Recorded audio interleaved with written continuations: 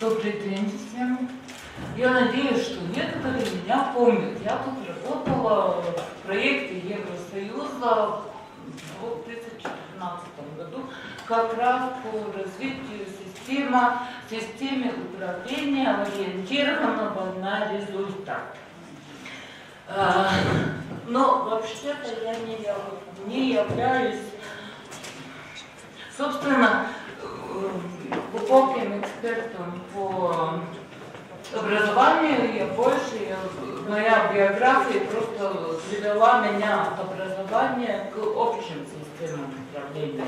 Но моя чиновничья биография началась в Министерстве образования, где я из Латвии, где я работала 6 лет директором департамента стратегии, который в Латвии был в министерстве как бы основным департаментом большим. У нас было 17 человек. Ну так, примерно. Сейчас я работаю уже не чиновником, я международный консультант, и работаю я иллюстрации тенденции глобализации всего. Я сейчас работаю в Палестине по реформе управления, госуправления и системы государственной службы. Ну, примерно так. Но иногда я вспоминаю свою молодость и системе образования. У меня довольно много проектов в Министерстве образования также. Вызовы современного мира – это первый контекст, который я хотела к презентации с очень амбициозным названием, очень амбициозным, сказать, но моя задача легче, потому что уже многие прикасались к этим вопросам и говорили. Я остановлюсь на тех, которые не были упомянуты. То, что мы когда-то изучали как понятие и концепт глобализации, в то время только рождалось. 20-30 лет назад это еще не чувствовалось в реальности. Сегодня мы имеем эмпирический опыт, личный опыт того, что мир доступен, мир открыт и доступен каждому. И он все больше становится миром человечества. И нервные попытки сделать какой-то обособленный мир там. Конечно, существуют и другие идентичности, но национальные, такие, они всегда должны учитывать эту открытость мира человечества, к которому мы подходим. Нам только надо знать языки и уметь пользоваться этим ящиком, и все, мы становимся мировыми гражданами все больше. И из этого есть консеквенции последствий для системы образования. Я сказала бы, что все попытки что-то закрывать, что-то охранять в своей национальной квартире, они в этой тенденции смешны. Потом еще что-то. Интернационализация и доступ образовательных систем. Просто амбиции образовательных систем и министерств, я думаю, не должна вообще думать об этих ограничениях. Они должны думать о том, как предоставлять необходимые услуги, сервисы гражданам. То есть, извините, если кто-то получил образование высшее в Оксфорде, то процедура государственная, национальная просто должна обеспечивать механизм признания этого образования. Ничего. Буквально, формально. Только. И для этого вообще-то существуют системы кредитные, чтобы можно было посчитать и уравнивать, и оценивать, сколько там кредитов было и сколько здесь. Все. Этим государственная роль заканчивается. Больше ничего делать там не надо. Конечно, у нас, и мы должны использовать те знания, те опыты, которые приходят от людей, которые в миру видели, учились, и относиться к этому учить. Конкуренция за ресурсы – это очень сложно. Как сделать свою страну привлекательной? Как не отдать свои мозги и свое молодое поколение? Но поверьте мне, я не думаю, что это можно сделать запретом. Вот никак. Привлекательность в свободе вообще-то. Да? И может быть в каких-то ценностях, которые мы можем укрепить, но нет запрета. Конкуренция языков очень сложная проблема. Я поговорю, это один из наиболее важных вызовов для, по-моему, также в системе образования Кыргызстана. В Латвии мы начали эту проблему решать как раз сразу после независимости в 1993 году. У нас реформа заняла первый этап 10 лет, но потом еще 5.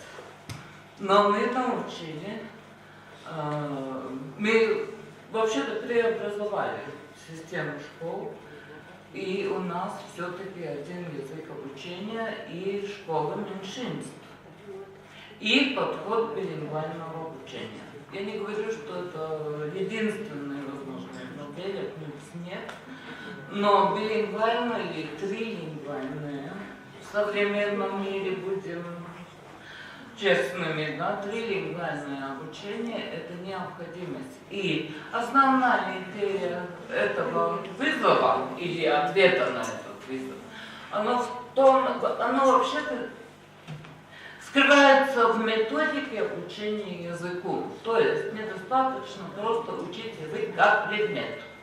Надо какие-то предметы перевести на эти другие языки, чтобы получить среду использования и практики. Это очень хорошо работает.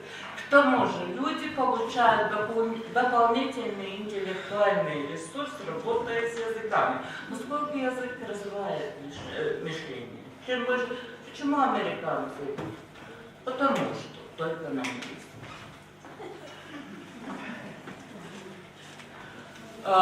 Непредсказуемость профессиональных биографий. Мы не знаем ни своих биографий, которые еще у людей помоложе впереди, ни биографии своих детей. Мой личный опыт, я поменяла свою профессию, буквально профессию, 5 раз в своей жизни. И это все будет происходить больше и больше и больше. Но это означает, что формальные квалификации, диплом, он вообще-то, он дает другое, он не дает это подтверждение твоей профессиональной готовности выполнять компетентность, выполнять работу. Он дает какой-то аттестат зрелости, умственной, личностной, да? Он дает что-то, но это не то, что это было раньше. И когда отбирают международных консультантов, да, смотрят на job experience, на опыт, где ты работал, что ты знаешь, какие ты реформы делал. А смысленное образование, может быть, там обычно стараются писать такое, или подобное, чтобы не исключать хороших экспертов. Да? Так что это ведет к следующему, это взаимодополняемость формального и неформального образования. И опять же, министерство концептуально должно думать, система должна думать, это нужда общества. Да? Это у нас, мы пришли к тому, что есть необходимость признать и сделать какую-то систему, как можно собрать эти кредиты из разных опытов обучения, краткосрочных, там, не знаю, интерншипов, всего, и потом написать работу и подать на магистр, например. Да? Что можно признать эти неформальные образования, когда накапливается определенное количество, ты можешь получать это. Но это такие примеры, но все это открывает систему, это влияет. Я ехала вчера из Стамбула и смотрела сверху регион был немножко подальше, к востоку, но понимаете, как мы выглядим. Там везде люди, видите, как планета выглядит, какие визовые риски для человечества. Знаем ли мы, что будет в жизни даже наших детей, не внуков? Помните, когда мы первый раз компьютер увидели, первый мобильный телефон, как изменился мир, и могли ли мы прогнозировать, что будет? Да? Мы не знаем. Мы не знаем экологического будущего, мы очень много технологического будущего. Мы очень многие вещи не знаем. Наши стратегии в ситуации неопределенности — это открытость, эластичность и быстрое реагирование. Вот пример того, что стандарты мы развиваем 7 лет, это вот пример против тенденции того, что мы должны.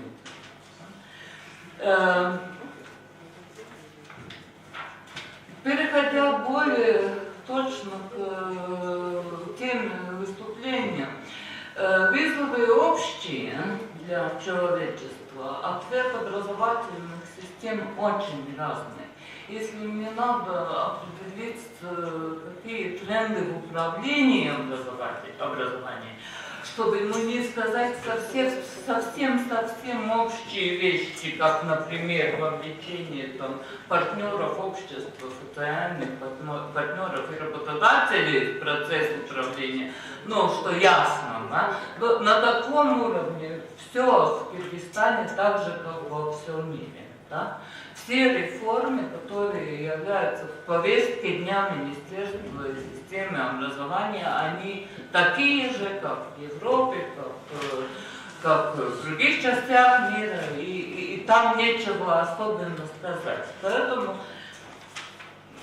у меня один такой общий месседж запаса, и потом поговорим о некоторых решениях, которые в Европе есть, которые здесь все были обговорены. Первое — это то, что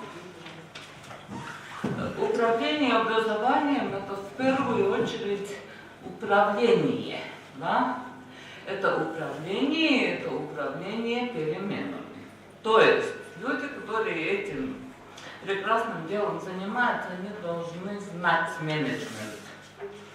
Это не значит, что они университетскую программу должны заканчивать по менеджменту. Но вот в Академии управления серьезный курс по менеджменту и лидерству должен быть. Потому что это не очень сложно, но все-таки сложно. И это компетенция, что лидер должен делать, как он должен управлять людьми, как он должен управлять переменами, как создать эти точки поддержки, все, чтобы все это получилось, иначе не будет. И представление о том, что управлением образованием может заниматься просто учителя, которые переходили в категорию управленцев, она ошибочна и пагубна. Это так же, как доктора не могут управлять системой здравоохранения. Учителя — это хорошая профессия, очень широкая, и все там в порядке, просто они должны получить эти управленческие качества. Менеджмент — это тоже профессия. Все, что говорится о лидерстве и менеджменте, это применимо к образованию на всех уровнях, начиная с министерства, где вообще-то все эти реформы, перемены в системе, они возможны только тогда, если лидер, за которым система последует. Если лидера нет или качество отсутствует, то это будет какое-то топтание на месте и ожидание периода, когда придет лидер. Это основное. Потому что система огромная. Нам 1,5 миллиона человека, Лариса Юрьевна упоминала как общее число, да? Ну, это люди, которые должны следовать за ценностями, за вдохновлением лидера, да? Иначе это все механические реформы, которые создает только... это неинтересно. И особенно, фактически, вот этот кусочек, который относится к системе управления, ориентированной на результаты. Это очень сложное обозначение, но фактически это то, что во всем управлении государственном называется New Public Management. Новое управление. Ну, примерно так, если я думаю, понятно, да?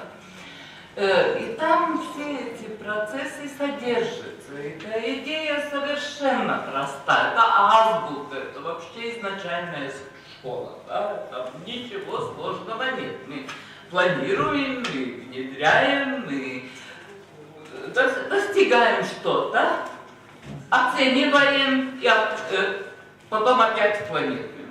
И все. Да? И вообще-то можно в книге не писать. Но вот этому следует следовать, старательно, и тогда получится понимание. Основные функции министерства, если их выразить в одном слове, это создание политики образования в государстве. Все остальное детально, да? Там можно расписать длиннее, короче, всякому. Но они заниматься этими операциональными техническими задачами. Вот это все надо отправить вниз. Районы, школы, все освободить. Да? Это основное, что следует из понятия вообще управления секторами. И то, что очень важно, из опыта, конечно, мы можем, если говорить, мы можем начать с там функции парламента, там принятия законодательства, там функции правительства, там всякие, да, и бюджеты, все важно. Но в системе управления образования, Министерства образования и науки, или науки и культуры, как в некоторых странах, но Министерство образования, это главное, самое важное. Есть ценное министерство, есть надежда на перемены, на развитие. Министерство слабое, ничего не получится. И вот, очень трудно получить численность центральных аппаратов министерства, нигде на веб-сайтах нету. Это то, что я накопила от коллег, с которыми вместе работала, потому что вот тогда, например, там годы могут отличаться по странам, да? Немножко, но это начиная с 2010-2011, это не очень старый, да? Ну, смотрите, Финляндия. 220, но смотрите, что там есть National Education Board. Board можно было бы понять как совет или тот, но это не совет, это агентство внедрения и управления, 500 человек. Плюс есть еще отдельно центр, который разрабатывает содержание и экзамены. Да? Смотрите, Эстония, 200, ну маленькая страна, да? 220, так же как в Финляндии, плюс 40 по содержанию, плюс еще есть и инспекции, еще там, я не все расписал. Латвия. 238, это центральный аппарат министерства. Плюс, и это уже после сокращения в кризисе сократили, было около 300, да? 70 по содержанию, специальный центр по содержанию экзаменации, плюс 38 у нас перезвали инспекцию образования как управление качеством образования. Но это и бывшая инспекция, видите, 38. А в Великобритании говорить нечего. Это департамент education, да? Это в Лондоне, а что там в регионах? Да? Без региона. Это без регионов. Никаких, это подчеркиваю, это министерство, это центральный аппарат. Украина, видите, да? У вас эти слайды электронно дадут, да? Румыния, коллеги работали, да? И последние два примера. Я делала в 2014 года функциональное исследование Министерства образования Молдовы и подчиненных институций министерства. Вот видите это, 69 реально работающих. Министерство не может сделать ничего. Ничего. Киргизстан по сравнению с... что сделала по реформе? Там вообще все сделали. Их срезали. До агентств не добрались. Мы не увидели агентства и соподчиненные, а срезали центральные аппараты министерств в 2005-2006 году. И все, управление, вообще государственное развитие остановилось. Одни проблемы. Развал, да? Киргизстан, я работала в 2013 году, было 74 час, 78. Это мало. Удвоить надо, чтобы министерство изменить постепенно.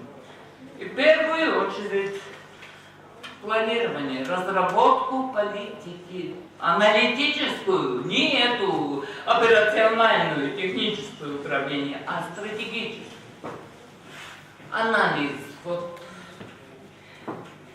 Проблемный вопрос сейчас в Киргизстане более немножко вот этот международный опыт с фокусом на то, что мы сегодня слышали.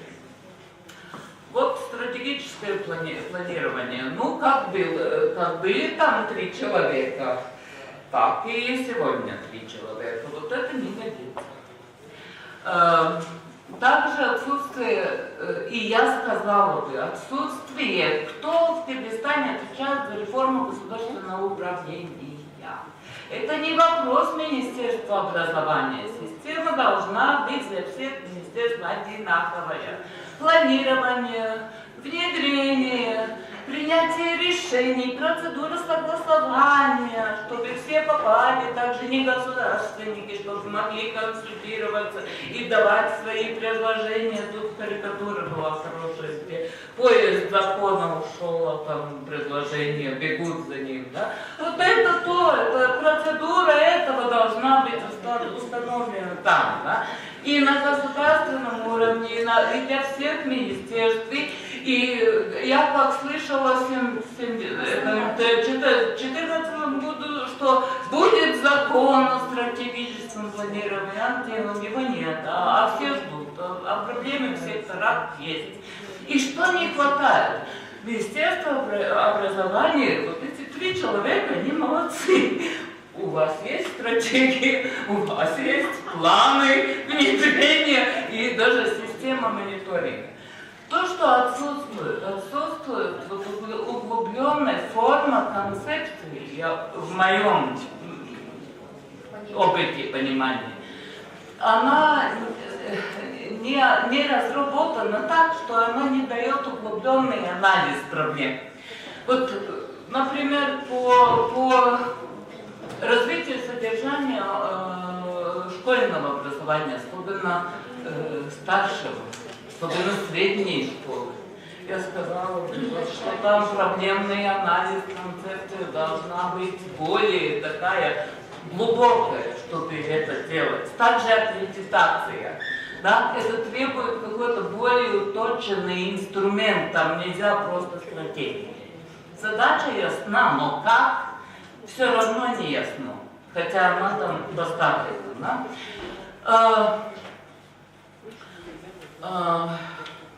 Очень большой риск идет сейчас новая структура министерства. С одной стороны, укрепление как бы департамента политики это формально правильно, мы тоже так сделали, но у нас кроме этого департамента политики в Министерстве образования Латвии есть еще департамент стратегического планирования. И вот он работает вместе с департаментом политики по развитию этих подсекторов школьного и профессионального, как начального, так и среднего профессионального образования. Разница в том, что там не входит высшее образование. Я сказала бы, что по структуре, посмотря, что в других странах, департамент высшего образования бывает вместе с наукой, но он не бывает вместе с средним образованием, школьным. Да? Вот там есть, он принципиально другой спектр. Там и автономные, и другие формы контроля, и эти аккредитации, все это по-другому. И я очень боюсь, что вот предложенная структура, оно еще закроет.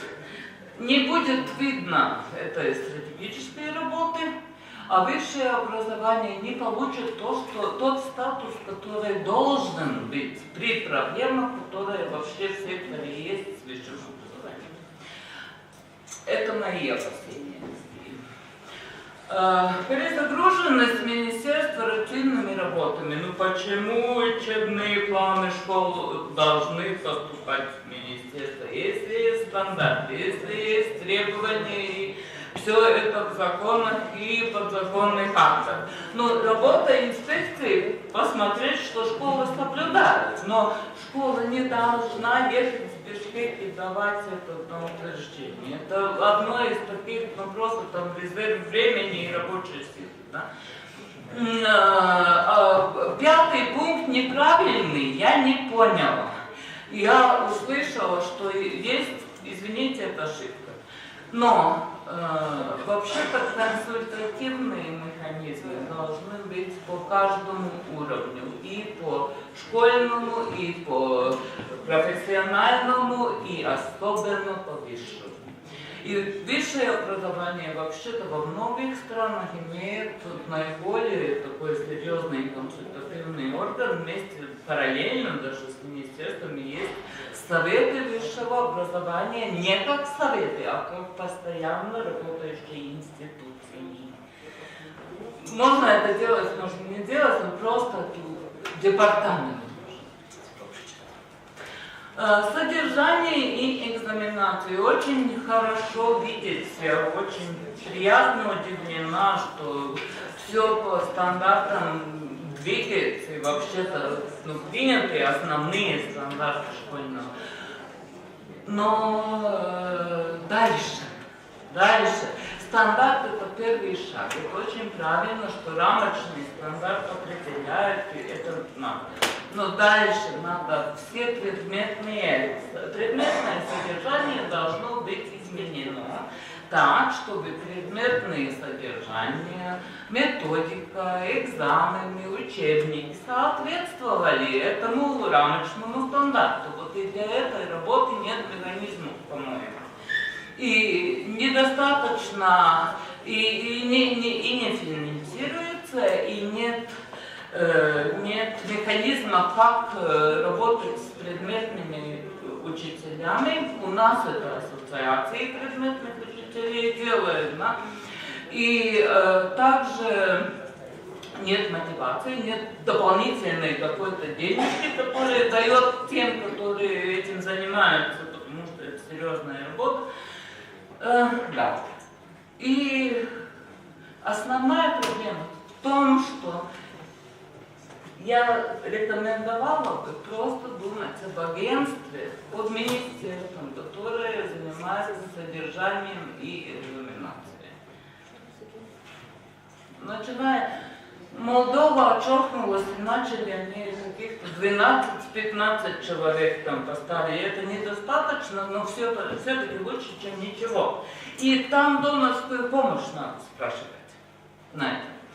Система проверок и экзаменаций. У меня очень большой вопросительный знак по поводу централизованных экзаменов после 9 класса и после средней школы. Очень большой. Вся Европа, международный опыт, что говорит, вся Европа вела и перешла в эту систему. И этим закончила коррупцию в школах. Закончила просто. Да, первые годы Россия там борется с этими коррупционными процессами, но это надо проболеть, нет, неправильно. Переболеть, и это закончится. Но не надо отказываться от этой идеи. Это одно из лучших средств, как изменять качество образования в школах. Там же объективная оценка. Там же не сами учителя оценивают эти экзамены. Да?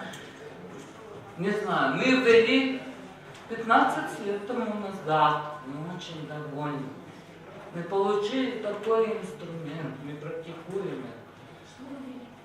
Централизованная система экзаменов, у нас государственные проверочные работы, которые тоже централизованы после 4 класса, после 9 класса и после 12 класса. И у нас результаты централизованного экзамена учитываются при вступлении в вуз, потому что они объективны. Если вуз хочет какую-то профильную проверку, он делает интервью обычно. Они дорогой экзамен еще. Да?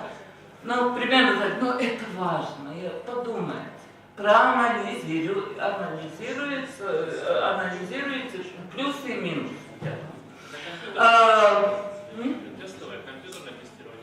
Не, это очень... Там есть разные части. Есть часть тест, есть, ну, например, по языкам есть также слушание и речь, да. Ну, это разные методики, он очень сложный экзамен, непростой экзамен. Но не просто тест, нет. Как вы избавились от коррупции в проведении этих экзаменов? Каким образом? Ну, там долго и сложно. Мы делали отдельное помещение, у нас есть специально расписанная процедура, как сохранять в секрете эти задания и так далее. И изначально были там и судебные кейсы по этому поводу, но обошлось и система работает. Да. И это связано также с развитием национальных учебников. У нас, я только могу сказать, что большинство европейских стран все-таки следует либеральному подходу. И когда мы открыли рынок учебников, мы понимали, что есть там, ну, там риски есть, и вообще-то это дороже, конечно. Но у нас основная цель была, чтобы укрепить и поощрять наших учителей работать и стать авторами книг. Потому что, выходя из Советского Союза, у нас почти только по латышскому языку были свои авторы. Других не было. И по математике. А по остальным предметам наши учителя, ну, должны были начать работать над этим. И ничего, сейчас есть все. Высшее образование. В департаменте говорила про это институции аккредитации. Я понимаю, что если я представлю опыт европейских стран, то покажется, что это нормально, что частные аккредитационные агентства ведут эту работу. Но есть очень большая разница между старой, Западной Европой в этом смысле и Восточной Европой. Мы все-таки молодые государства. Коррупция у нас тоже очень хорошо развивается и присутствует. Я не рекомендовала, не знаю, мы держим это в государственной институции, и она не министерство, оно в подчинении, и независимость аккредитации обеспечивается тем, что экспертная сеть, она международная, в нее входят представители систем образования и вузов других стран из всей Европы. Да? Конкретную аккредитацию программ ведь делают эти эксперты, которые приглашены. Да? Но агентство держит все это в своих руках, и все-таки это государственная институция. Но я не советовала бы идти на лоббизм участников в этом смысле. Нет, там всегда столько борющихся интересов. Да? Это такой рынок. Вузы – это рынок. Это деньги и бизнес. Да? И так же, как вот лицензирование, также аккредитация должна быть государственной функцией, а это ответственность государства отвечать, что ваши молодые люди и семьи не платят деньги за какую-то ерунду, да? Которая предлагается вузам. Да? Это защита интересов граждан фактически. Не знаю, может быть, после 20 или 30 лет можно рассматривать делегирование, когда будет такие агентства по измерению там, качества и оценки. Но не сейчас. Моя рекомендация была бы не это. Да, совет должен быть при министерстве по высшему образованию, как подсовет под общественным советом, или как-то надо собираться и обсуждать. Уже госпожа Светлана уже говорила о Болоньском процессе. Но понимаете, это не только вопрос рамочной структуры, это вообще вопрос, где в Кыргызстане исчезло академическое высшее образование. Почему нет такого вообще направления? Почему называется высшее профессиональное? Высшее профессиональное – это одна ветвь по Болоньскому процессу. И там свои бакалавры и магистры. И другая ветвь – это академическая. И там свои бакалавры и магистры. А почему называть? Почему нельзя быть просто высшим образованием, там обе программы и ветви?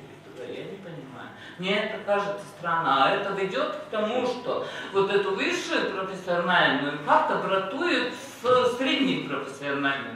И это совершенно неправильно, это не та группа. Высшее образование и университет, понимаете, это голова образования. Это элитное. Это все-таки высшее, что мы можем как нация сделать. Да? А мы тут с ТТУ. Это, не так. Да. И отсутствие политики укрепления автономии вузов. Да? То есть, понимаете, это как, свобода это не только счастье, это и большой труд. Да?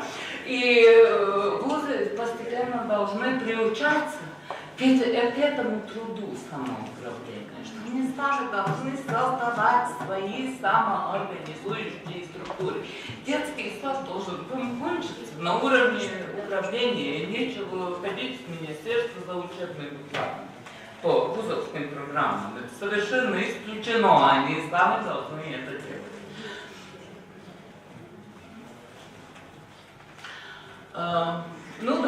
Система информации очень приятно, что эта работа продолжается, но она все-таки, что имеет неточности, должна быть доведена до конца. И поскольку это реестр, да, это лучше, чем статистическая информация, это реестр как главный инструмент вообще всего, что в секторе происходит. Но кроме информационной системы, Я говорила о двух аспектах изменения качества. Один это экзамен, а второй, я услышала, что Киргизстан перестал участвовать в международных сравнительных исследованиях результатов образования. А я помню, что последний результат для Киргизстана был очень болезненный. А только из-за этого перестали, да? Ой, вот так. Да, нет, вот надо возвращаться, знаете. Вот надо, поскольку там вы видите, но не только результат. По этим исследованиям вы видите также и причины. И экзамены. И опросы по качеству. Родителей. Да. И самое хорошее, что я услышала после 2 лет, это удвоение бюджета образования. Это великолепно, это очень большое достижение. Это действительно поздравление с этим, да? Но просто не думайте, что это на вечность. Я сама, исходя из системы образования, я помню, как это может быть, что 3, 4, 5 лет у тебя все в порядке, а вдруг меняются политические установки, и ты всегда должен иметь аргументы. Аргументы должны быть в каждом бюджетном году. Несмотря на то, что есть у тебя там благополучная обстановка политическая или нет, ты всегда должен быть готов бороться. И вот эти данные по качеству, они основной аргумент, где надо вкладывать, о чем надо беспокоиться в системе образования. По проблемам образования я это взяла из вашего расследования и оценки по секторам, и я сказала бы по реформам, где что есть птички, там, где все в порядке и что есть. Ну вот, внешние исследователи, это институт... Ой, не, на птички вы ставили? Не, это из вашего, да. Это был Национальный институт стратегических исследований Киргизстана. Это и птички. Но я хочу просто указывать на эти пустоты, да? Вот это внешнее оценивание качество образования не на одном уровне. Как вы можете знать, что надо изменять? В стандартах, в учебниках, в методике нету. Пустота. Не знаем, да? И финансирование написано, и на экзамене нету. Пустота, да? Государственное, общественное управление, школьное образование, хорошо. А остальные механизма нету, да? Что есть? Это же волшебное место, Коля. Воля.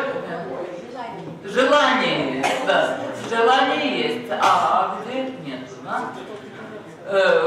И это, я думаю, что очень объективная оценка. Но то, что оптимизация сети никто не поддерживает, это понятно. Трудная реформа, да? Это понятно.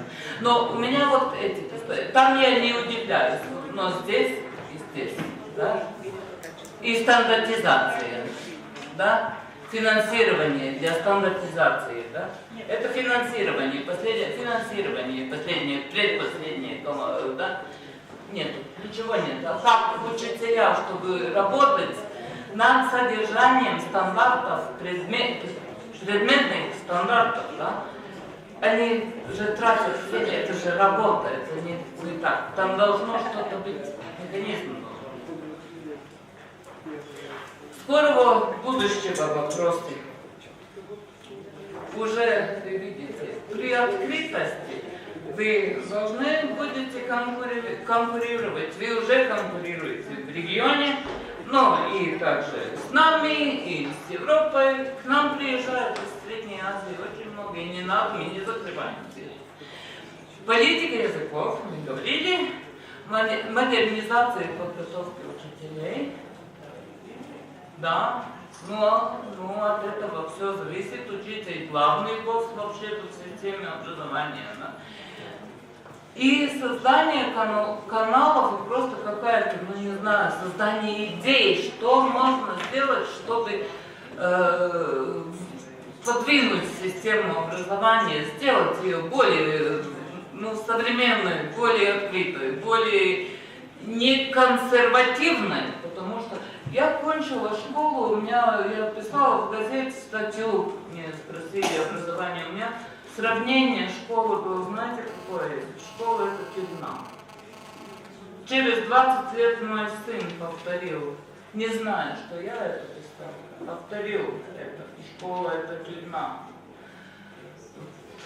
Этот стереотип надо уничтожить новыми идеями, другим общением между учителями и учениками, совместной работой. И основная, я не знаю, в вашем рамочном стандарте есть этот тезис или нет, но вообще-то главная, по-моему, задача образования — это научить учить. Да? И критически мыслить в современном мире. Вот две вещи. И все на этом должно быть. Потому что мы не можем. Мы не знаем, что надо будет через 5-10. Точки приложения с укрепление просто больше работников в центральном аппарате. Постепенно, я понимаю, что в одном году нельзя. Но это постоянно должно быть и минимум 2 раза выше. Стратегическое планирование. Я говорила, у меня было 17 человек. До 10. Вот такой департамент нужен, извините. Там мониторинг тоже. Обеспечение, институциональное обеспечение, институции, агентства, не знаю, центр, но сотрудниками, с чиновниками, которые не сами разрабатывают, они организуют разработку, работу с школами, учителями для развития стандартов, предметов. И можно делать, у нас в конце получилось, что мы совместили профессиональное и общее образование, школьники, да, в одном центре. Изначально более 20 лет существовало раздельно для профессионального, для общего. В конце сделали в одном, это нормально. Но оно должно быть и экзаменации, и обдумайте еще раз централизованную экзаменацию. Поддержка создания и укрепления профессиональных ассоциаций учителей. Это очень хороший партнер. Можно требовать эту европейскую и другую донорскую помощь для этого. Да, все, заканчиваю. И реабилитация высшего образования во всех смыслах. В первую очередь департамент со своим названием. И стратегия коммуникации, и всегда постоянная стратегическая. Если не борьба за ресурсы, то готовность к борьбе за ресурсы. Это цитата из той же оценки стратегического института. Вот там так было написано. Я думаю, что вот время, когда государство вынуждено взяться за лидерство в реформах образования, наступило вчера. С чем и поздравляю и желаю успехов. Спасибо.